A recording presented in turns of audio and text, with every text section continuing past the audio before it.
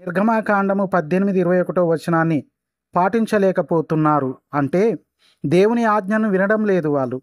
వినకపోతే దేవుడు ఇమీడియట్గా యాక్షన్ తీసుకుంటాడు, లేదా వారిని చేయి వదిలేస్తాడు అనే విషయం పరిశుద్ధ గ్రంథంలో చాలా సందర్భాల్లో మనకు కనబడుతుంది. మరి ఈ బడా పాస్టర్లు ఎందుకు ఇలా చేస్తున్నారంటే స్వార్థం.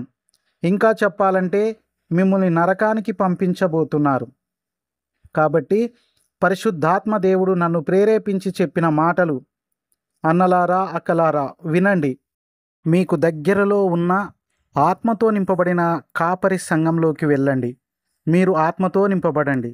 పరిశుద్ధాత్మ దేవుడే తన చిత్తంలో ఉన్నవారిని మీ చేత తన బలిష్టమైన రెక్కల కిందికి నడిపించుకుంటాడు. దేవుని పనిచేసే మీకు మెండైన దీవెనలు కలుగుతాయి. ఈ 3 వీడియోలు చివరి వరకు చూసినందుకు కృతజ్ఞతలు. దేవుడు మిమ్మును బహుగా దీవించునుగాక. ఆమెన్.